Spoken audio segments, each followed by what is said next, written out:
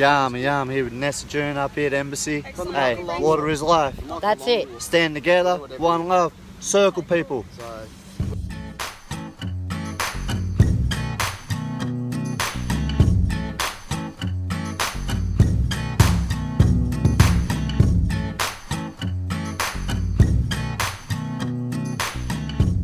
Hello, I'm Kat.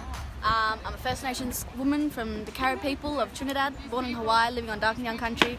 I'm here now in Canberra at the Embassy. We've got a beautiful gathering about water is life to talk about water crisis that's happening all over the country. A National Action Day. I reckon we should start looking at that, a whole lot of us, right across every state in Australia. Because if you got no water, what you got? You got dead land. Dead land. Beetaloo Basin is one of the largest area that's targeted for fracking in the Northern Territory, and that's near our country. That's on our country, and we're here today because we want to voice out our concerns about our country, about our culture, and about our future. Because language is dying, our culture and traditions are dying, and our children are dying. So what do we have for our future? And that's where we need to look, and we need to start moving forward from there. We need to make that change right there and give voice to that. My name is Waidu Miles. Brought up in Redfern, Brisbane, Adelaide, Melbourne. Travelled around fighting for this country, fighting for water. Sanaja, the sign is Naja, is water, is life. Given to me by a bloke named Kenny Dodds in Bowen, where we're still fighting against Adani. Been there, seen the dry beds. Pilliga, seen the dry beds. Newcastle, stopped the ships.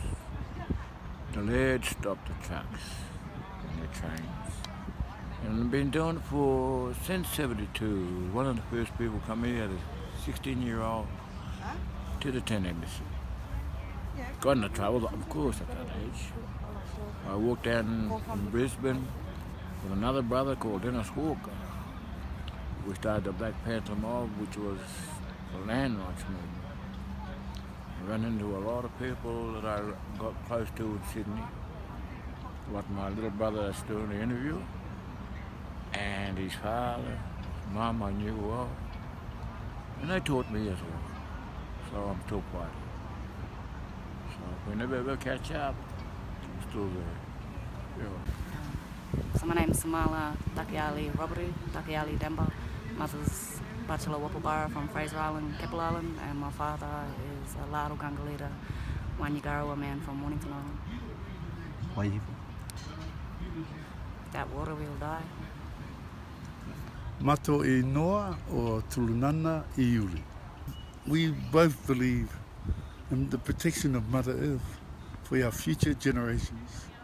I'm trying to be a bit younger, but I have family and I have friends, I have a lot of things, and man, we're in a beautiful country with beautiful cultures and beautiful languages, and we are here to support that as well. My mob is Waka Waka in Nuremberg. I come from Brisbane, town in Brisbane, city in Brisbane. I'm just here representing my people from all that hardship they had to go through, and having a voice to stand up for them. And yeah. Pultari Chris Tomlins. I'm from Central Australia, Alice Springs. I belong in the Aranda country.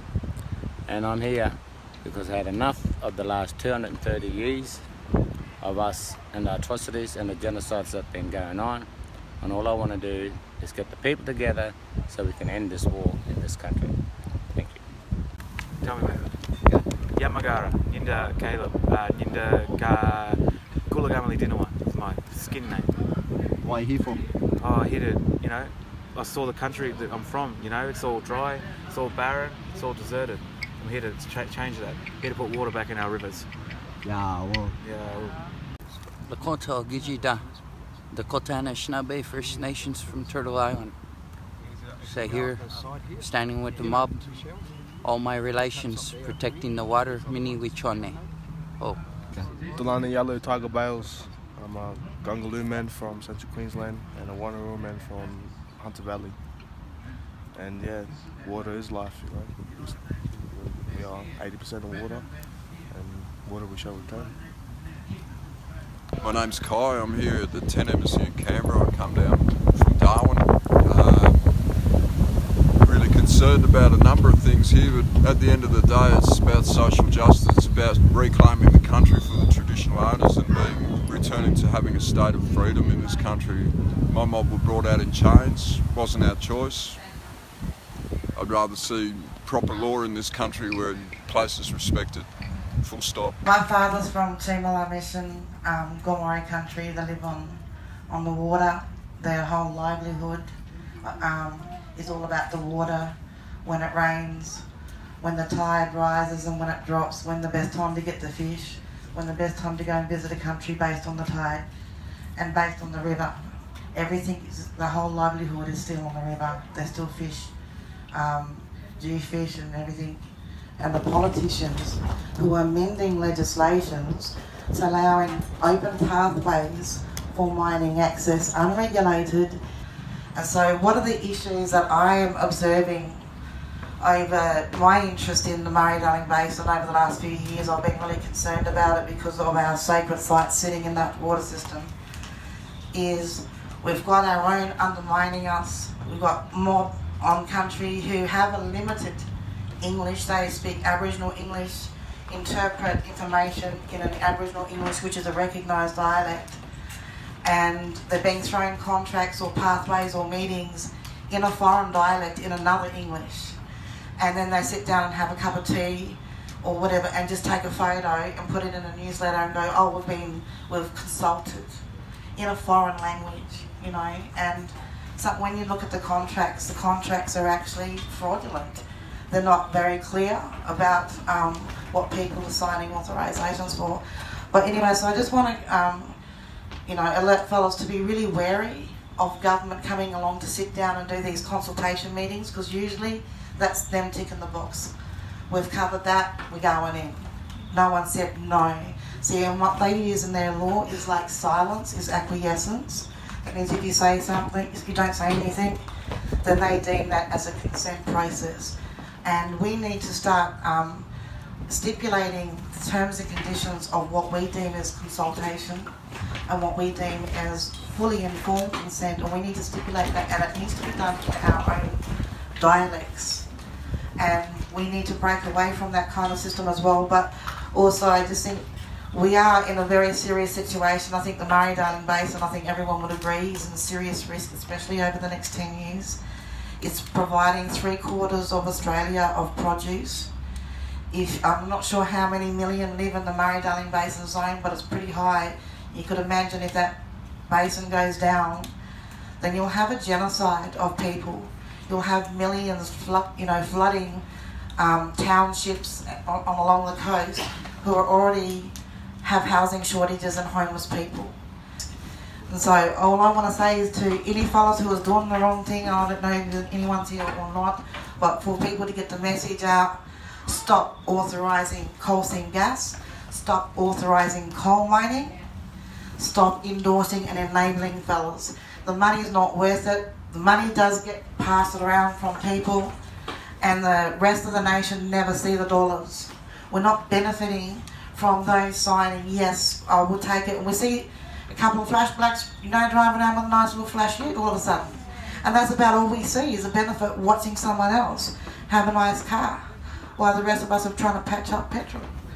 So I just really want to make that awareness that we've got to put pressure on fellas authorising expansions of coal mining or endorsing it in any manner at all. It's got to stop.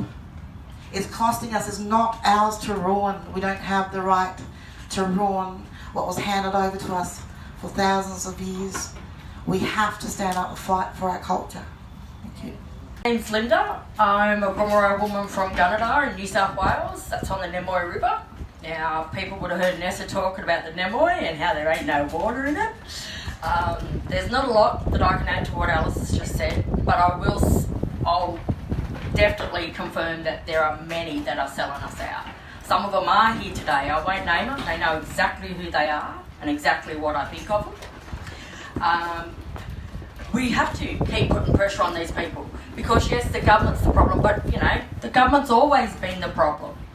We have to hold our own to a higher expectation than what we hold them fellas. So, you know, the Iluwas have to stop. The coming into other people's country and signing off and doing all the things they're doing has to stop. And there's a lot of people that have tried to silence me. In the last week alone, I've had a lot of pressure to shut my mouth and stop doing what I'm doing. Well, I'm here telling you today, that's not going to happen. It's not.